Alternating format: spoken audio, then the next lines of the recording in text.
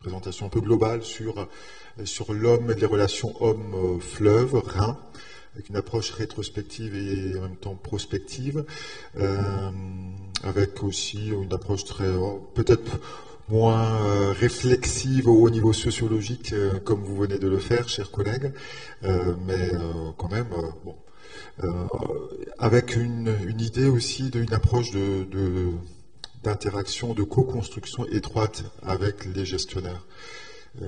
Bon, donc c'est une approche assez différente de ce qui vient d'être présenté, mais je pense tout à fait complémentaire. Surtout, n'hésitez pas à me couper.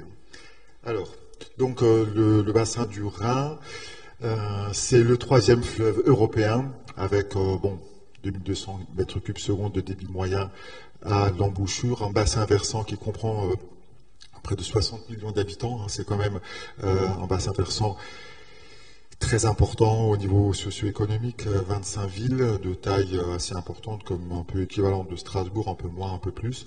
Un des fleuves les plus navigués au monde, on a tendance à l'oublier, et dans le passé aussi extrêmement pêché. C'était un fleuve nourricier aussi, et on l'a totalement oublié ça. Et c'est l'épine dorsale européenne. Sur un plan économique, politique, j'y reviendrai un petit peu après. Quelque chose d'important, le régime hydrologique du fleuve, niveau glaciaire lié à la fonte des neiges et des glaces. La partie glaciaire va progressivement, avec le changement climatique, diminuer, disparaître.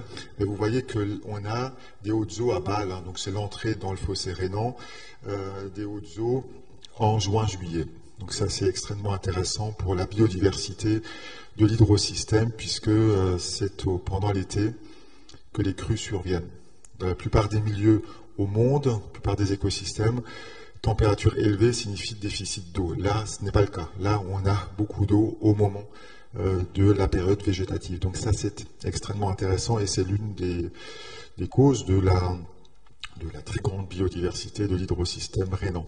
Et autre chose aussi, c'est que le Rhin, mais comme tout fleuve, tout cours d'eau, est un système pulsé par les crues. On a trop tendance à avoir une image négative des crues, alors que c'est le rythme cardiaque de la vie d'un fleuve.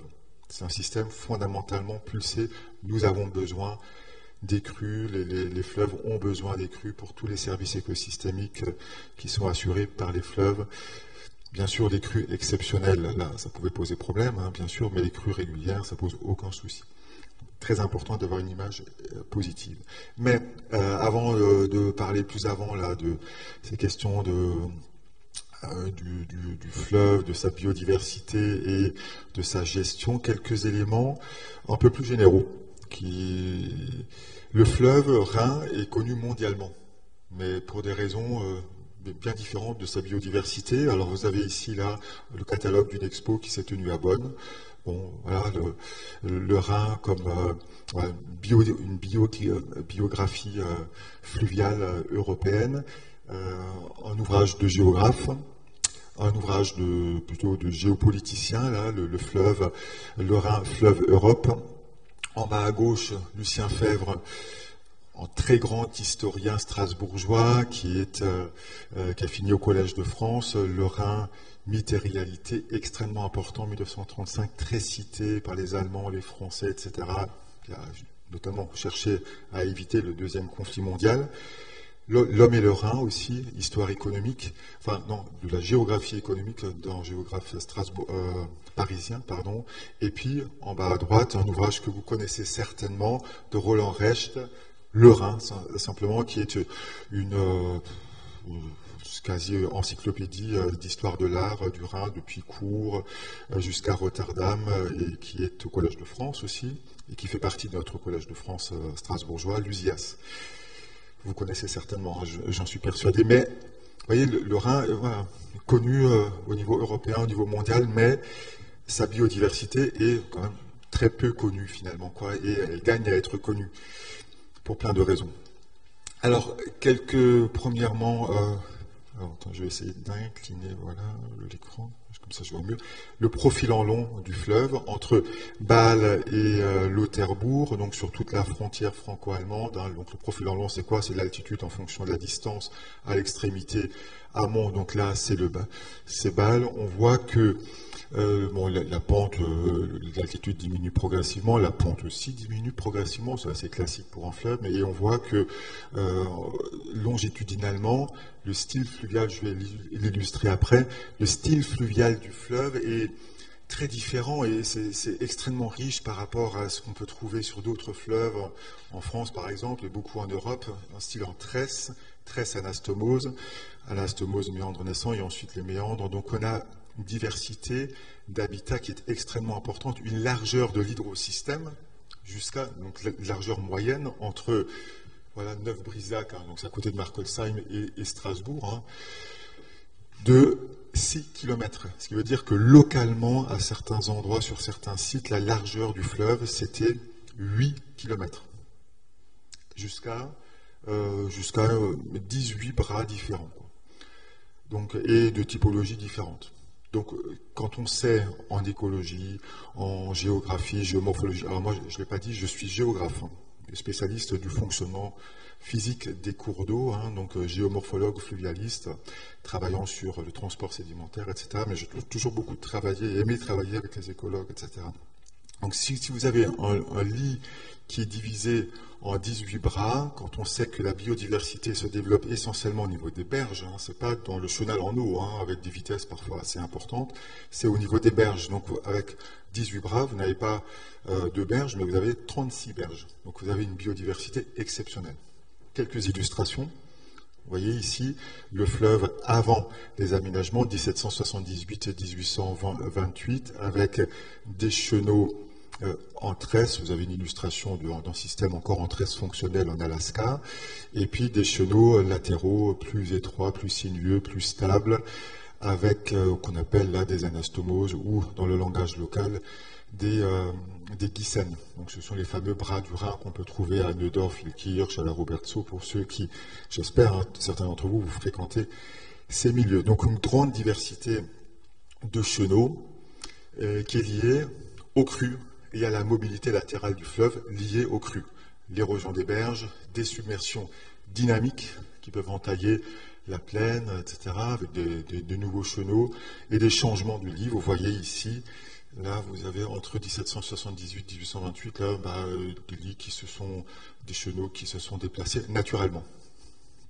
Ce qui est intéressant aussi, c'est de montrer que la bande de tressage ici, donc des chenaux très actifs, on pouvait changer assez facilement, on pouvait évoluer rapidement, alors que les bras les plus éloignés changeaient peu.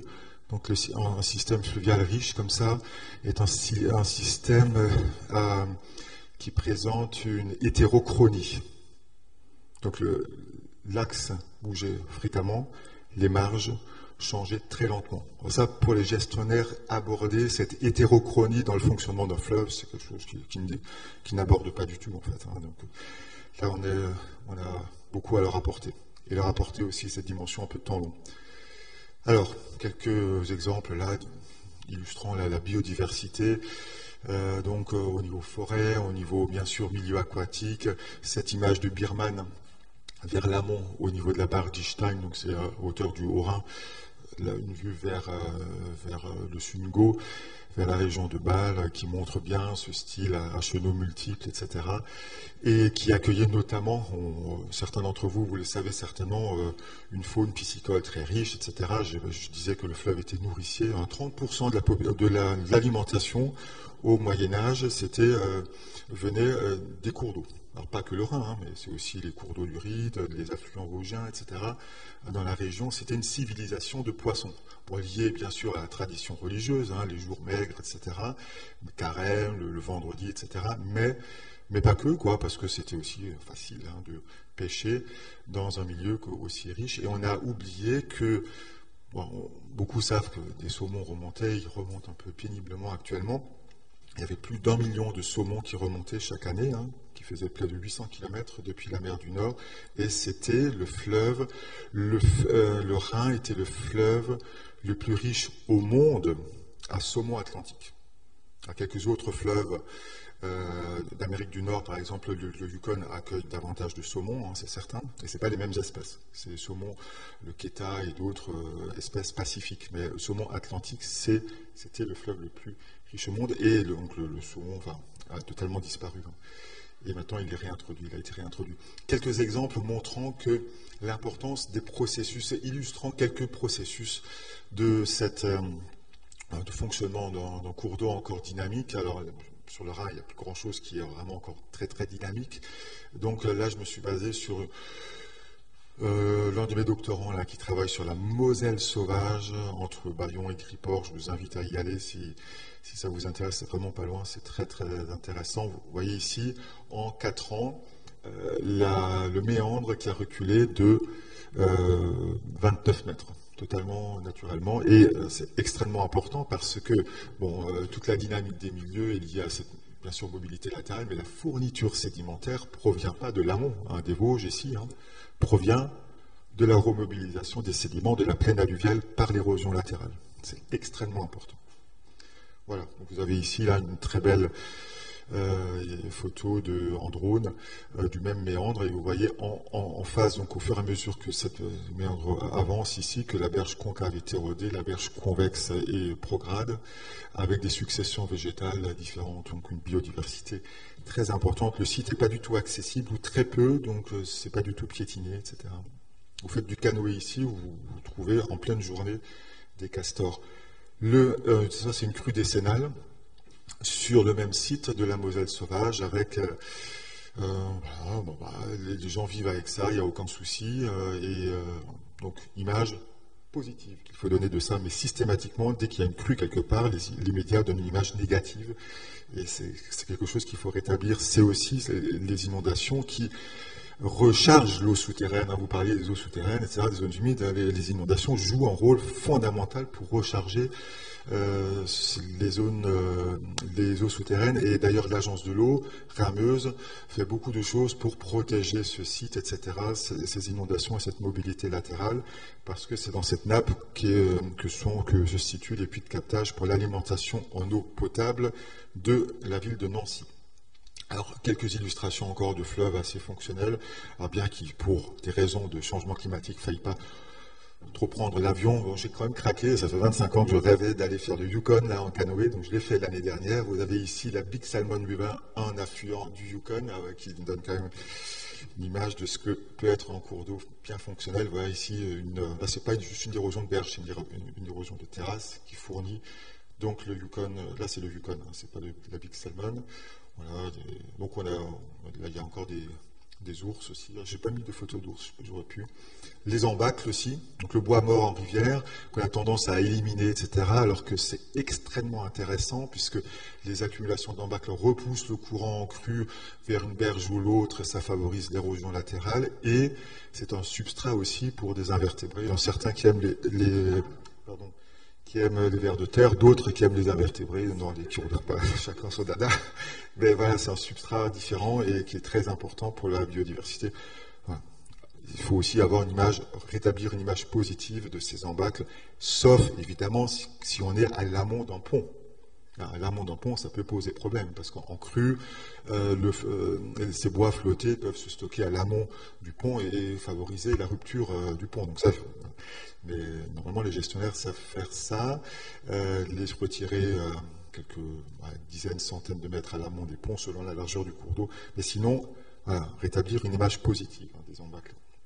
Alors, le fleuve Rhin est l'un des fleuves aussi les plus aménagés au monde. C'est un anthroposystème, un système très très aménagé, avec la correction rapidement, avec donc entre milieu 19e siècle, les objectifs protégés contre les inondations un peu extrêmes. C'est vrai que les historiens nous disent qu'on vivait dans la vallée avec la hantise permanente des crues du Rhin, parce que par exemple la crue de 1480, les historiens nous disent qu'il y avait de l'eau jusqu'à la rosace de la cathédrale.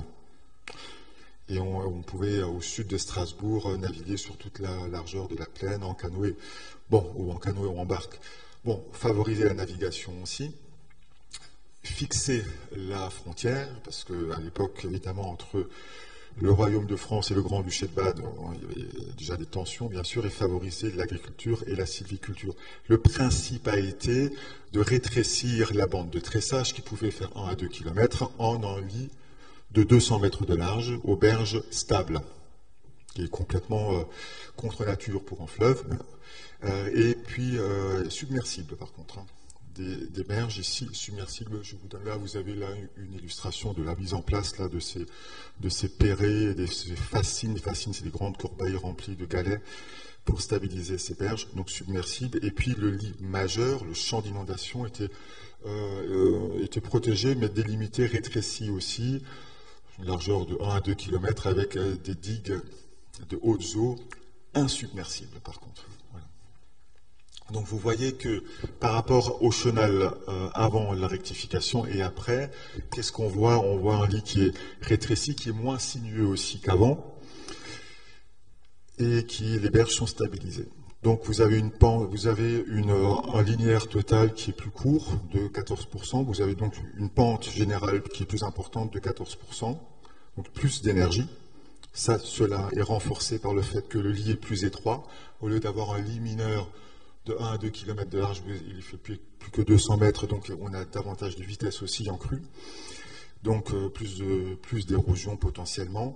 Et puis le cours d'eau ne pouvait plus se recharger en sédiments par l'érosion latérale, et puisque les berges sont stabilisées, donc tout ça, ça renforce aussi la capacité érosive du fleuve. Et l'une des conséquences, c'était l'ingénieur qui avait prévu ça, qui a imaginé les travaux de correction, l'avait souhaité, mais il n'avait pas du tout anticipé que ça allait s'inciser d'autant.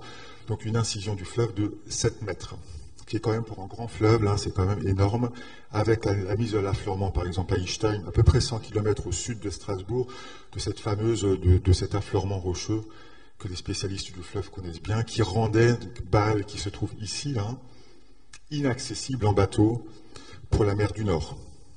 Donc ça posait quand même un gros souci pour le développement économique là, de Bâle au fin 19e, début 20e. Cette fameuse barre d'Idstein. Ailleurs, ça s'est incisé un petit peu moins. Strasbourg valait à peu près 1 mètre. Voilà, je passe rapidement. Bon, après, une autre phase d'aménagement, je passe très vite, la régularisation début XXe siècle. L'objectif, était simplement d'améliorer la navigation avec, vous voyez ici, le lit corrigé, le lit mineur corrigé, 200 mètres de large. Pour favoriser la navigation, on met en place des champs d'épis qui sont schématisés ici, en quinconce, 80 mètres de large, 2 km de long, pour favoriser un autocurage et favoriser la navigation. Vous voyez que là, sur cette période, le fleuve continue de s'inciser et les alternances seuil-mouille sont beaucoup moins importantes après la régularisation. Donc on a une simplification des habitats très forte, avec un impact forcément sur la pisciculture. Sur la pêche. Alors, quelques illustrations là du lien social qui existait quand même encore avant la canalisation, où la piscine de Strasbourg était en fait au niveau du parc là, de Rive-Étoile, c'était sur la berge du Rhin en fait. On ne s'y baignait pas en hiver évidemment, on s'y baignait en été, mais c'était parfaitement aménagé. Vous voyez l'ancien pont de Strasbourg, avec aussi beaucoup de restaurants, etc. au bord du fleuve. On a un peu perdu ça avec l'une des spécialités, c'était la matelote du Rhin, et puis de la baignade. Donc ça, c'est Strasbourg, hein, c'est le Rorschelane, l'année qui précède la canalisation. Et c'est intéressant, c'est important aussi parce que tout le monde pouvait y accéder, hein, soit en tram ou à vélo, etc. C'était vraiment ouvert à toutes les catégories socio-professionnelles.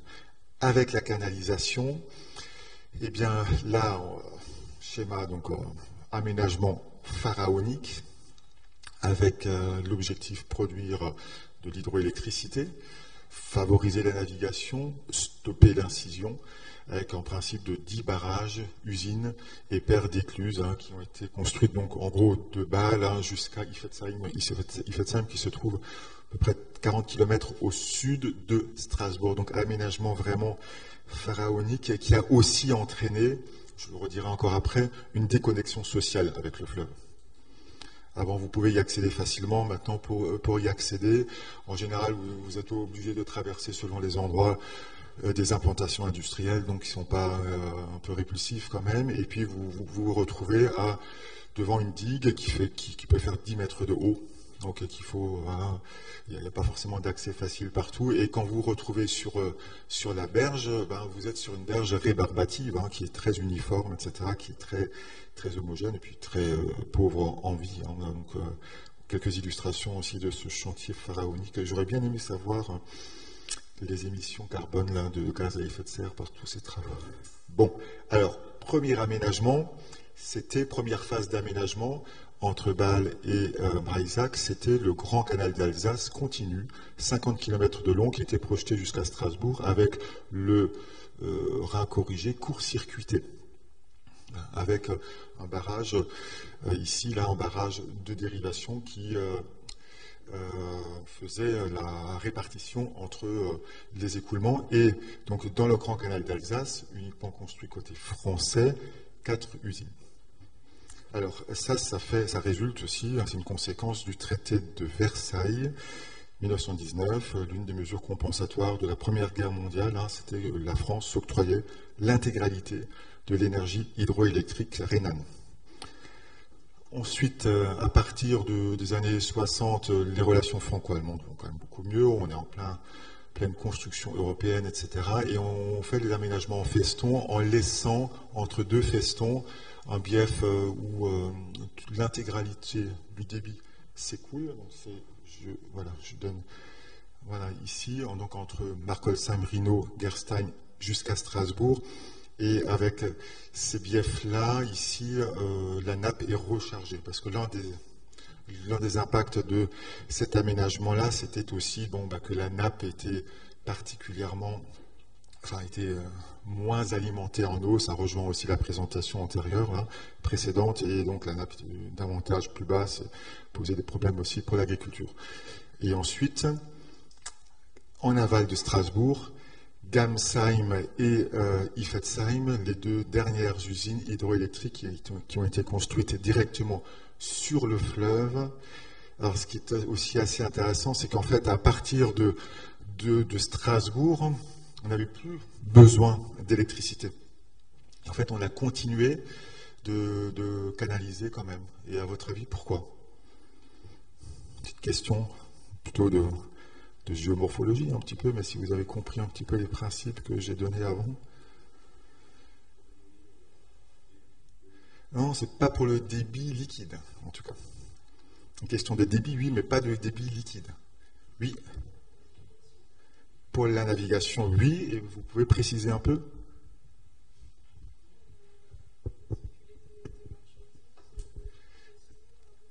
Oui, mais quand même, oui. Alors, évidemment, donc là, on est en 1970. Strasbourg s'est construit en 1970. Et donc, c'est un moment où on est dans les 30 glorieuses. Hein. Le port de Strasbourg se développe beaucoup. Et donc, quel est l'impact sur le port? Est-ce que j'ai vraiment besoin de... Pardon, d'accord. Alors, pourquoi?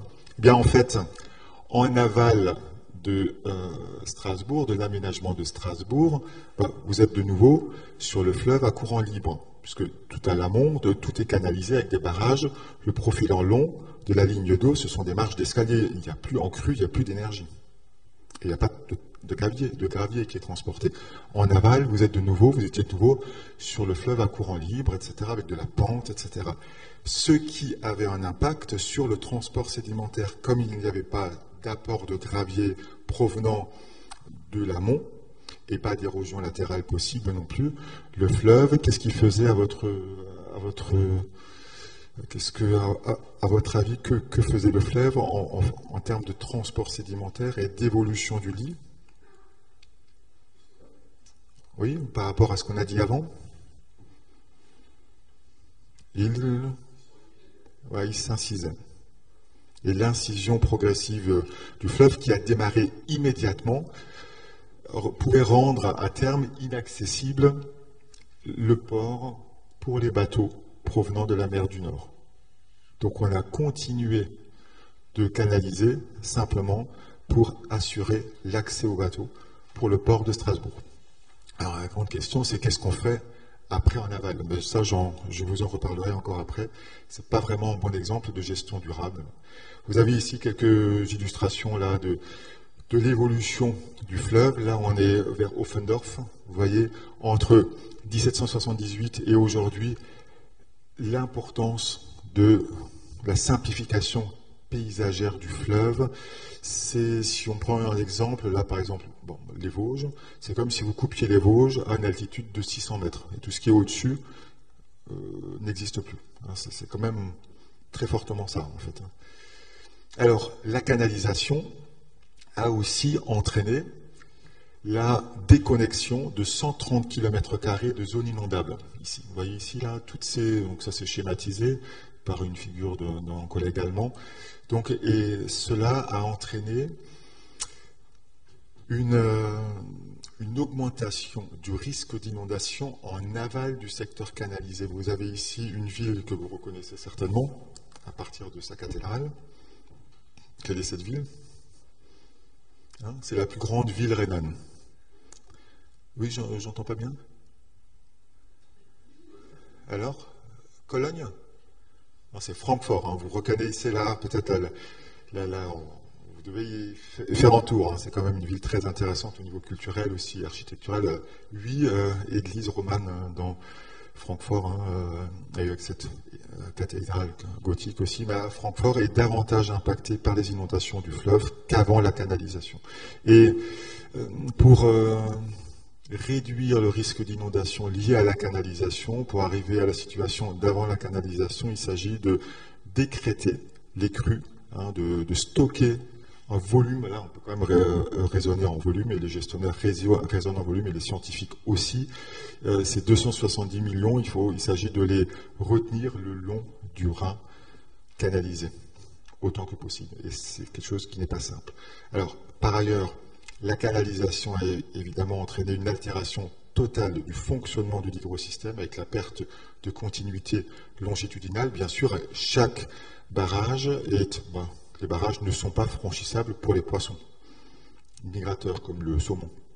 Saumon qui a disparu en fait du fait de finalement pas par la canalisation qui a réduit le stock de saumon, mais qui a finalement disparu par l'altération de la qualité de l'eau du fleuve jusqu'à l'accident 112-86, après lequel beaucoup d'efforts ont été faits pour améliorer la qualité d'eau. Mais le saumon avait déjà disparu. Déconnexion et comblement des bras latéraux, diminution de l'amplitude des battements de nappe, ça c'est très important. Une nappe phréatique, l'eau souterraine, donc le niveau supérieur de la nappe phréatique fluctue en fonction des inondations et en fonction du débit du fleuve. Avant les aménagements, la fluctuation était de 2-3 mètres, et après, on est sur une fluctuation de l'ordre de 30 cm. Donc ça, pour la forêt alluviale, c'est extrêmement négatif. Et puis, voilà, c'est ce que je viens de dire. Et puis, bien sûr, aussi une dégradation de tous les habitats, des espèces, etc., des milieux pionniers.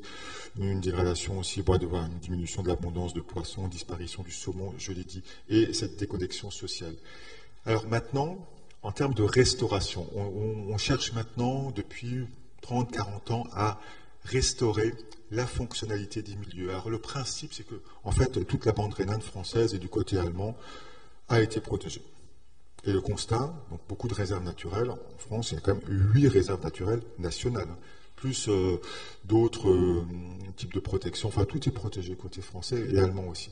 Il subsiste une biodiversité originale, mais sans retour de processus alluviaux, que j'ai illustré tout à l'heure, les écosystèmes perdent leur caractère alluvial, et progressivement, finalement, ce qui a fait l'objet de mesures de protection n'aura plus d'intérêt, parce que la biodiversité typiquement alluviale aura disparu, et c'est en train de se faire. Donc, nécessité de retrouver des processus. Donc, c'est ce que je viens de dire, là, c'est ce que j'ai écrit ici, sans remettre en question, bien sûr, les deux grandes fonctions du fleuve, c'est lié à la canalisation, la navigation et la production d'hydroélectricité. Je précise quand même que la production d'électricité par les 10 usines rhénanes assure l'approvisionnement en électricité des 2/3 des usages domestiques d'Alsace. Donc c'est quand même pas négligeable non plus. Alors, donc la restauration du fleuve, on peut considérer depuis à peu près 4 décennies, c'est une 4e grande phase d'aménagement après les 3 précédentes. 140 actions de restauration ont été listées. Donc on a mis en place avec un collègue de l'ENGES qui fait partie de mon labo, Jean-Nicolas Bézal, un observatoire du Rhin qui liste un peu tout ça. Actuellement a été mis en place, on est complètement dedans, un programme de restauration d'un montant de 50 millions sur 10 ans, porté par l'Agence de l'eau, l'Adrial, l'OFB et la région Grand Est. Donc on est complètement dedans. Et les grands principes de restauration, c'est retrouver la connectivité latérale et verticale, on peut reconnecter des bras, réinonder là où on peut. Je vous donnerai quelques illustrations après. Au niveau du lit mineur, augmenter le débit réservé, favoriser l'érosion latérale des berges, dérocter les berges, c'est-à-dire supprimer les protections là où on peut, faire des recharges sédimentaires, améliorer bien sûr la connectivité longitudinale, piscicole. Parfois, des espèces ont été réintroduites, le saumon par exemple, le castor, la vigne sauvage aussi il y a eu des tests de réintroduction. Ça ne marche pas très bien d'ailleurs. Les actions de rétention de crues. Il y a quand même, pour les gestionnaires, les politiques, et ça s'entend très bien, il y a quand même un souci, et je l'ai dit avant, de protéger les populations en aval du fleuve canalisé. C'est quand même extrêmement important. Je parlais de Francfort, mais d'autres villes aussi, aux Pays-Bas aussi, etc. Bonn aussi. Donc voilà, ici, en schéma, je ne vais pas rentrer dans le détail, de toutes les actions mises en œuvre, c'est quand même beaucoup d'actions. Ça coûte très cher et ça a démarré il y a une trentaine d'années, ça sera terminé dans une dizaine d'années. Voilà, avec différents types de... je vais rapidement l'illustrer un petit peu. 10 polders, donc c'est des zones qu'on réinonde, avec un objectif double de protection des populations et de submersion écologique et de reconnexion de bras.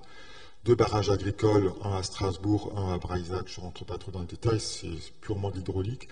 Des zones de décaissement, alors ça c'est quand même assez incroyable, je vais vous donner des illustrations aussi après.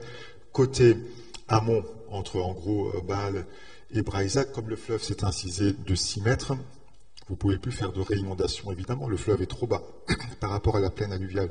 Donc que font les Allemands? Ils vont décaisser la plaine alluviale sur 6 mètres pour provoquer des inondations de nouveau. 25 millions de gravier est ainsi excavé. Qu'est-ce qu'on en fait? Une partie est vendue pour financer les actions, et puis une partie est utilisée pour le stocker provisoirement à Iffezheim pour un usage que je vais vous donner un petit peu plus tard. Alors, quelques retours d'expérience de façon un peu synthétique. Alors, les réinondations rechargent la nappe en eau de bonne qualité. On retrouve de nouveau 2,50 m de battement de nappe. Très important pour finalement faire respirer le sol, finalement, quoi. Donc ça, on a appris ça par les suivis scientifiques et les études scientifiques. Donc c'est ce que je viens de dire. Voilà. Ensuite, ce qui est intéressant, c'est qu'après une inondation, les surfaces exfiltrantes, c'est-à-dire les surfaces où la nappe phréatique elle sointe, là où on a des sources, eh bien, ces surfaces exfiltrantes sont plus importantes pendant 1 mois et demi. Donc une crue qui survient début juillet, par exemple, pendant tout juillet, une partie du mois d'août, vous avez davantage de sources, etc. Et ça, c'est très important pour l'évapotranspiration de la forêt, qui, en évapotranspirant, ça a été un petit peu dit avant, mais j'insiste là-dessus, l'évapotranspiration, c'est un phénomène donc physiologique, qui rafraîchit. Et, à votre avis, quel est l'écart thermique pendant une canicule entre la place Kléber ultra minéralisée, malgré les petites plantations qui sont faites, etc., mais bon, rien à voir avec une forêt, et par exemple une forêt alluviale inondée, le Rorschollen, qui est le site le plus naturel de Strasbourg. Voilà. Quelle est la différence de température entre les deux milieux, entre les deux sites, pendant une canicule? Non, mais en degrés. La différence de température. Ouais, 10 degrés à peu près. Voire davantage, voire éventuellement davantage dans certains cas. Donc, c'est quand même très important. Et donc, c'est important pour notre adaptation au changement climatique. D'autre part, Ça augmente aussi, voilà, donc c'est important pour l'adaptation au changement climatique, hein, pour la forêt elle-même et pour les riverains, pour nous. Et puis aussi, ça soutient les étiages. D'accord? Parce que si la nappe est plus haute, ben, finalement les bras du Rhin drainent davantage la nappe, etc. Et ça va soutenir. Donc les étiages, c'est quoi? Ce sont les basses eaux. Donc les basses eaux sont moins marquées. Donc ça, c'est quand même aussi intéressant. Et ça devrait être étendu le plus possible. Alors oui, autre chose aussi, c'est que quand la nappe est plus haute, ça je ne l'ai pas indiqué ici, mais dans les bras latéraux, on a davantage de sources. Source donc d'eau phréatique, qui est froide, même en été. Quelle est la température de l'eau souterraine? C'est une température constante toute l'année. Ça correspond à la température moyenne de la région. C'est 11 degrés. Donc une source à 11 degrés pendant les canicules à 30, 40 et dans le futur jusqu'à 48, 50 degrés, c'est quand même extrêmement intéressant. D'accord? Donc, ces sources dans les bras latéraux vont jouer un rôle de refuge thermique pendant les canicules. Et ça va être extrêmement intéressant pour les invertébrés, pour les poissons, etc. Donc, en termes de reconnexion de bras, 60 actions ont été menées avec des bénéfices intéressants pour les invertébrés, etc. Voilà. Ah oui, juste un petit point quand même sur la dia précédente. Ma dernière remarque, c'est, attention, là c'est le géomorphologue qui parle, et le scientifique en même temps qui voit un peu loin, hein, parce que le problème c'est que souvent les gestionnaires et les politiques voient à l'échelle de leur mandat, 5, 6, 7 ans, quoi. Mais scientifiquement, nous devons réfléchir plus loin, et vous, plus tard, en tant qu'artiste, etc., ou acteur de ce milieu, il faut réfléchir plus loin au niveau de la société. Donc, réinonder sans remobiliser des sédiments fins, par la dynamique des bras latéraux, ça va réduire la capacité de rétention à long terme. Je m'explique. Chaque inondation va provoquer aussi un dépôt de sédiments fins. 5 mm, tendance moyenne à peu près, par an. Donc, sur un siècle, vous élevez la topographie d'un demi-mètre, ce qui réduit sur 130 km² de zone inondable qu'on veut recouvrer, ça réduit la capacité de stockage d'eau de 65 millions de mètres cubes. Donc c'est quand même pas rien. Donc il faut aussi réfléchir à la remobilisation sur le long terme des sédiments fins déposés. Et ça, c'est par la dynamique latérale des bras. Alors ici, exemple du polder d'Erstein, vous connaissez peut-être, c'est un site assez, qui est en partie classé en réserve naturelle aussi, nationale. Donc 25 km au sud de Strasbourg, très intéressant, etc. Et donc ce site, avec des bras, des anastomoses variés, le Rhin est ici, ça c'est le plan de Plopsheim, et un aménagement hydraulique lié à la canalisation qui pose beaucoup de soucis, parce que la vidange de cette réserve naturelle se fait par un siphon en dessous.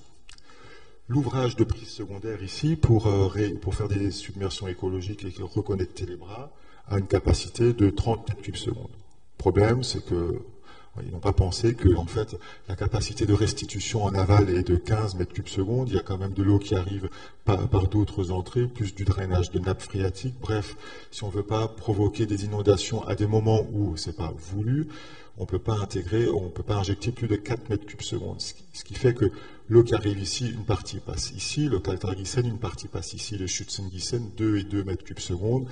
Ça ne provoque rien en termes de bénéfice. Il n'y a pas de bénéfice pour les cours d'eau. L'augmentation de débit est trop faible. On ne retrouve pas de gravier. C'est extrêmement peu intéressant. Et puis, en aval, on est sur un remous hydraulique lié à cet aménagement du plan de Plopsheim. Et la sédimentation, elle est doublée. Donc, c'est un effet totalement négatif.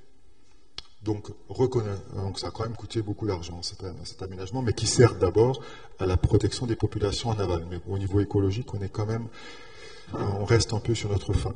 Donc, qu'est-ce qu'on peut tirer de ça? C'est que les reconnexions de bras latéraux devraient être réalisées avec des débits élevés, en lien avec les submersions, ce qui demande de résoudre des problèmes hydrauliques complexes et coûteux, donc, et c'est très souvent de restitution, quoi, de vidange des secteurs, et c'est un challenge. Ici, pour améliorer la vidange, une étude a été faite, c'est à 25 millions. Donc voilà, le ministère, l'ancien ministère de l'équipement, maintenant c'est le ministère de la transition écologique et de l'habitat, etc., n'a pas les moyens pour faire ça. La réserve naturelle nationale du Rorscholland, alors si vous ne connaissez pas, je vous invite à y aller, c'est vraiment le secteur le plus naturel de Strasbourg, c'est l'une des 3 réserves naturelles nationales gérées par la ville de Strasbourg. Vous avez ici le barrage de dérivation, le Grand Canal d'Alsace, le Vieux-Rhin court-circuité qui fait frontière, vous avez en ancien bras, le Bauerngrundwasser, mais tout ça, c'est impacté par ce barrage agricole, chute de 6 mètres. Vous avez une pente moyenne de, je ne l'ai pas dit avant, ici vous avez une pente de 0,5 pour 1000 de toute la plaine alluviale du Rhin, ce qui fait que quand vous allez vers l'aval de 1 km, vous baissez en altitude de 1 demi-mètre. L'île fait à peu près 10 km de long, vous avez une chute de 6 mètres, ce qui fait que vous avez un remous hydraulique sur toute l'île. Donc là, le Vieux-Rhin, c'est en plan d'eau, et le bras latéral, c'est en plan d'eau. Vous voulez améliorer la fonctionnalité du site, vous mettez de l'eau là-dedans, dans un lac, ça n'apporte pas grand-chose. Donc l'idée du gestionnaire, c'était de connecter le plus à l'amont possible, etc., pour que sur un nouveau chenal qui a été creusé, eh bien, on retrouve un peu de dynamique, de vitesse, etc. Programme européen, LIFE Plus, 4 millions d'euros. Vous avez ici une idée du nouveau chenal, la prise d'eau, 3,5 millions. Tout ça, ça a été piloté par notamment Frédéric Longchamp, etc. Alors, avec une prise d'eau qui amène 80 mètres cubes seconde. Et la vidange, ça pose pas de souci puisqu'il y a de la surverse directement ici, etc. Mais il y a quand même c'est un système vraiment très intéressant. Je vais vous expliquer un peu pourquoi. Donc moi j'ai piloté le suivi scientifique. Là. Et le suivi scientifique, on a fait une petite étude historique. Et vous voyez ici que l'ancien bras correspond en fait à un ancien talweg du fleuve, le lit principal du fleuve avant les aménagements. Aujourd'hui, il fait 20 mètres de large. Dans le passé, il faisait plus de 100 mètres, 100, 200 mètres de large. Et avec les aménagements, il s'est comblé avec des sédiments fins. Alors, clairement, en restaurant les milieux, on ne cherche pas des milieux fins, on cherche des milieux grossiers, avec du gravier, etc., où les salmonités peuvent se reproduire, où on peut avoir des échanges nappe-rivière, etc. C'est ça, et des milieux à eau courante. Alors ce qui est intéressant, c'est que par contre, le nouveau chenal ici, il a été creusé au niveau d'un ancien banc de la bande de tressage du fleuve avant les aménagements, où on a finalement peu de sédiments fins. Et vous voyez ici, là, sur ce lit, là, vous voyez que ce nouveau lit creusé, trapézoïdal, au départ, c'est que du gravier. Donc c'est extrêmement intéressant. Bon, ça va? Donc, juste une petite anecdote, quand ça a été creusé, moi j'étais assez catastrophé parce que je veux dire, écoutez, on fait de la restauration du milieu et vous me faites un lit trapézoïdal. Hein. Ça ne va pas du tout, il faut diversifier un petit peu ce chenal, etc. Sauf que le conducteur de la pelleteuse, lui, il avait l'habitude de faire des talus d'autoroute. Le talus d'autoroute doit être parfaitement régulier, tout ça, avec une pente donnée, tout ça. Et il appliquait les mêmes principes. Je dis, non, bon. Alors il a quand même accepté de donner quelques coups de godet dans les berges, ici ou là. Après, l'eau a fait son travail. Ah oui, quand même, une chose intéressante, c'est qu'on a eu l'idée, dans ces sédiments fins là qui ont comblé l'ancien lit, on a fait des mesures un peu de pollution, des sédiments, parce que le fleuve était très pollué entre les années 60 et 80. Et donc on trouve du zinc. Donc il y a quand même une pollution héritée, etc. Alors, heureusement, ce qui est intéressant, c'est que avec la remise en eau ici, l'ancien chenal n'a pas été réactivé. Donc tant mieux, parce que comme il aurait remobilisé des sédiments fins qu'on ne cherche pas trop à retrouver, et puis stockant des pollutions, bon, c'est pas très intéressant. Donc par contre, le nouveau chenal, lui, il est beaucoup plus dynamique, etc. Et ce que je vais vous illustrer après. Donc, ce qu'on peut tirer de ça, c'est qu'avant la redynamisation d'un bras, des études historiques sont importantes. Il faut faire aussi des études sédimentologiques et géochimiques pour avoir une vision la plus large et interdisciplinaire possible. pour vérifier un petit peu ce qui se passe au niveau du chenal, du nouveau chenal graveleux, etc. Vous voyez ici une image après quelques crues. Donc c'est quand même sympa parce que le lit s'est fortement élargi par rapport à la largeur initiale. Vous avez des bancs, des embâcles aussi. On retrouve les embâcles très très bien. Il y a plein de martins pêcheurs maintenant, etc. Et donc on voulait voir si en aval des bancs de gravier, on avait des apports de nappes, des sources. Et comment on a fait? On a fait de la thermographie infrarouge, donc en paramoteur, maintenant avec un drone, on fait ça avec un drone, une caméra infrarouge thermique, et vous cartographiez la température. Et on voit que longitudinalement, alors ça a été fait en hiver. En hiver, l'eau du Rhin est à 4 degrés, l'eau de la nappe est toujours à 11 degrés. Donc les sources sont chaudes. En été, les sources sont froides. Donc on regardait des anomalies thermiques positives. Et c'est ce qu'on voit ici, au niveau de chaque banc ou radier, on a des anomalies thermiques positives. Et donc ça c'est extrêmement intéressant. Donc ces radiers sont à l'origine d'exfiltration, ces radiers et ces bancs sont à l'origine d'exfiltration. Là j'ai illustré un petit peu des choses, là, la localisation de ces sources. Anomalies thermiques donc positives. En été, bon, c'est des anomalies négatives avec de l'eau fraîche. C'est un processus clé pour l'adaptation au changement climatique. Hein. Ce sont des refuges thermiques estivaux. Ça va être crucial pour l'adaptation des milieux, des écosystèmes au changement climatique. Hein. J'en parlais un petit peu avant. Là, c'est illustré. Il y aura encore des recherches à faire sur ces questions-là, mais c'est quand même extrêmement important. Donc, pour retenir un peu une synthèse de ça, importance d'initier la formation de nouveaux chenaux dans des secteurs où la plaine alluviale présente une faible épaisseur par des excavations artificielles, ce qui a été fait ici. Mais bon, ce n'est pas forcément la panacée d'intervenir trop avec des pelleteuses. On peut aussi intervenir en remettant en place des conditions de submersion suffisamment dynamiques pour que l'eau creuse spontanément de nouveaux chenaux. Il existe un cas dans la plaine de Rastatt, 50 km au nord de Strasbourg en aval, à droite. Hein. Donc importance de recouvrir toujours des processus d'érosion, transport, dépôt sédimentaire, retrouver du substrat grossier, et puis aussi utiliser des embâcles pour diversifier les milieux, j'en ai déjà parlé. Un autre levier d'amélioration ou de restauration du fleuve, hein, de la qualité écologique du fleuve, c'est donc là c'est des tests qui ont été faits côté allemand en aval du secteur canalisé, c'est du déroquetage de berges. En fait, ça consiste simplement à retirer les enrochements, pas sur tout le lit, simplement le haut du lit, hein, parce que il faut préserver le caractère navigable. Hein, vous avez là une péniche là-haut, il faut maintenir ça. Par contre, le contact milieu aquatique, milieu terrestre peut être, s'il n'est pas artificialisé comme ça, mais présente comme ça, un banc graveleux avec éventuellement un petit peu de sable, etc., ça va se recoloniser, etc., ça va être très riche. Je répète, les berges, c'est là que la biodiversité est la plus importante. C'est un écotone. Un écotone en écologie, c'est un point de contact entre deux écosystèmes. On trouve des espèces des deux écosystèmes et des espèces typiques de l'écotone. Donc là, il y a eu des actions, il y a eu quelques tests. La Commission internationale de la protection du Rhin, la CIPR, prévoit dans le programme Rhin 2040 au niveau international de faire ça sur 400 km. Donc vous voulez gagner de l'argent dans le futur, là vous investissez dans une pelleteuse et voilà, vous allez faire fortune avec ce type d'action. Non, mais ça va se développer et Voies navigables de France, après une étude de faisabilité, va faire 3 tests là sur le secteur français. Alors, sur le long tronçon de Vieux-Rhin entre Bâle et Breisach, donc les 50 km amont de frontière, le fleuve a été très impacté avec l'incision, je vous le dis, il reste quand même avec cette fameuse barre d'Istein ici. Là, vous avez une illustration de cette excavation là côté allemand, c'est 25 millions de mètres cubes de gravier qui sont excavés.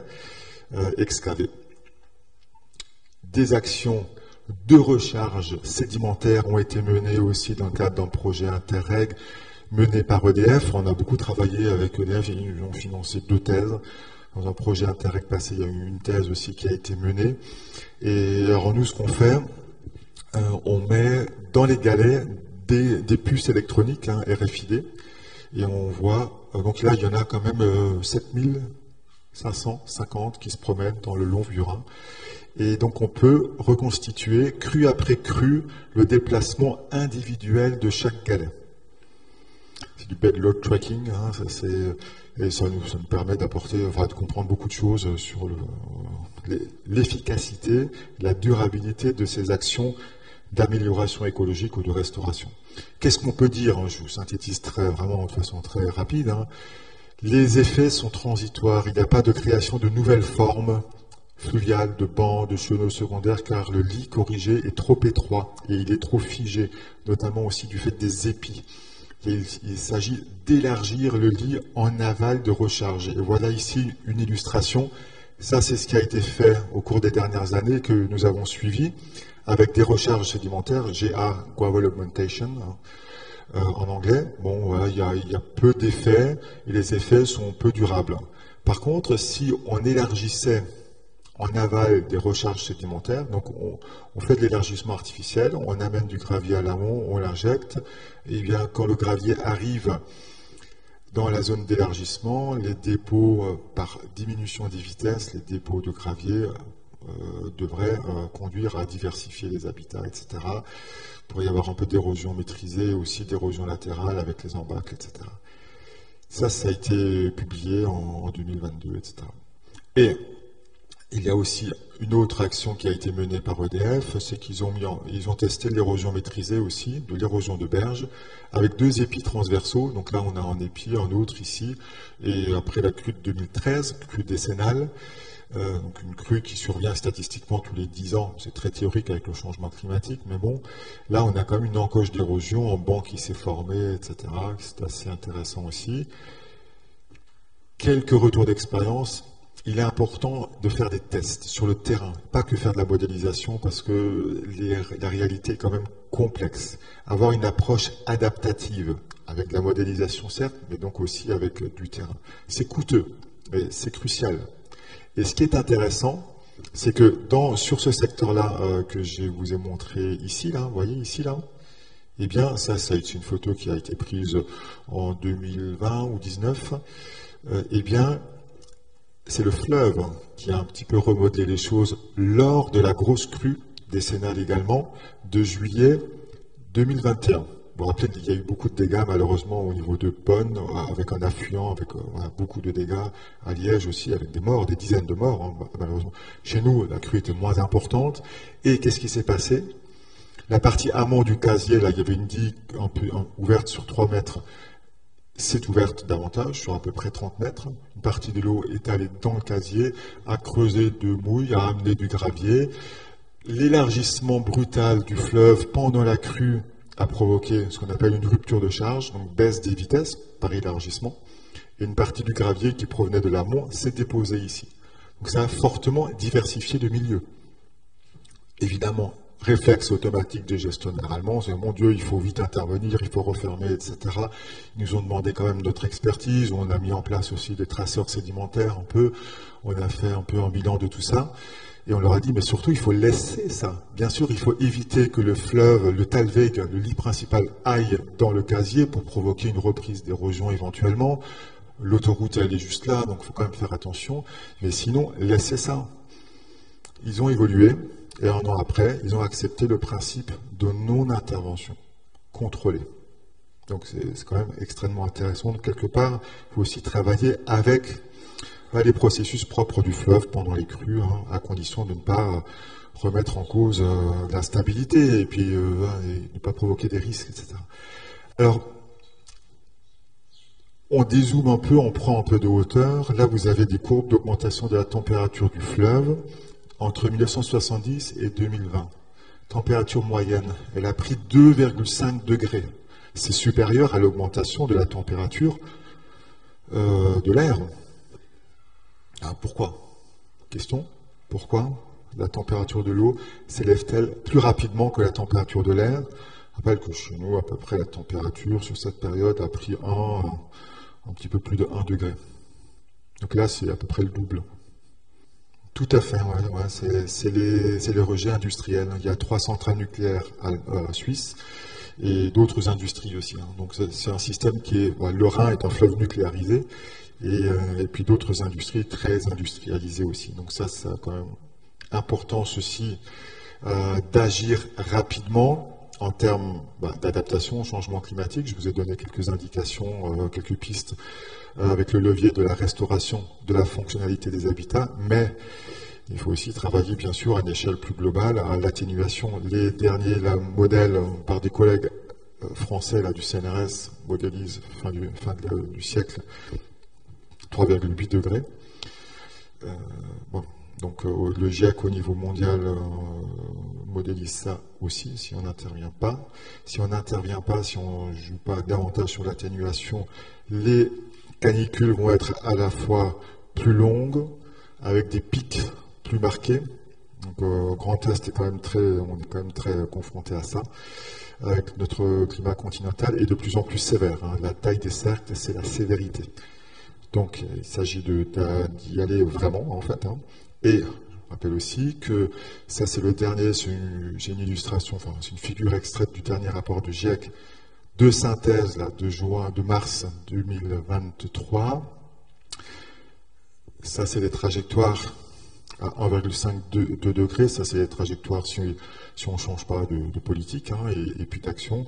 Entre les deux, l'un des messages très importants du GIEC, dans le dernier rapport du GIEC, c'est un rapport négocié avec tous les États qui participent aux travaux du GIEC. Donc c'est toujours des rapports qui sont un peu édulcorés et qui sont optimistes, particulièrement optimistes. Je ne veux pas générer d'éco-anxiété, mais bon, la fenêtre d'opportunité pendant laquelle on peut vraiment encore agir avant que le dépassement de point de bascule, c'est 10 ans. C'est une fenêtre qui se referme, actuellement, qui se referme. Donc il y a vraiment urgence. Je reviens au fleuve, et ça c'est quand même une illustration assez saisissante d'une gestion durable, c'est que comment fait-on pour juguler l'incision en aval d'Iffezheim? Parce qu'en aval d'Iffezheim, on a encore 800 km jusqu'à la mer du Nord, fleuve très navigué. La pente est trop faible pour 0,2 pour 1000 pour mettre en place de nouvelles usines, et on ne va pas canaliser jusqu'à la mer du Nord non plus. Il faudrait canaliser sur 50 km pour avoir une chute. Donc qu'est-ce qu'on fait? Vous voyez là l'illustration, on réinjecte du gravier dans le fleuve. 200 000 m3, enfin 170 000 m3 précisément par an, en moyenne. Ça correspond à la capacité de transport du fleuve. Et ce n'est pas n'importe quelle taille de gravier, c'est vraiment la gravier correspondant à la charge de fond, la charge sédimentaire grossière naturelle du fleuve. Donc c'est quand même c'est un exemple qui interroge quand même en termes de gestion durable. On croyait il y a 2 siècles, avec la correction du Rhin, avoir maîtrisé géomorphologiquement le fleuve. 2 siècles après, on n'y est toujours pas arrivé. Ça coûte 6 millions par an, cette affaire-là.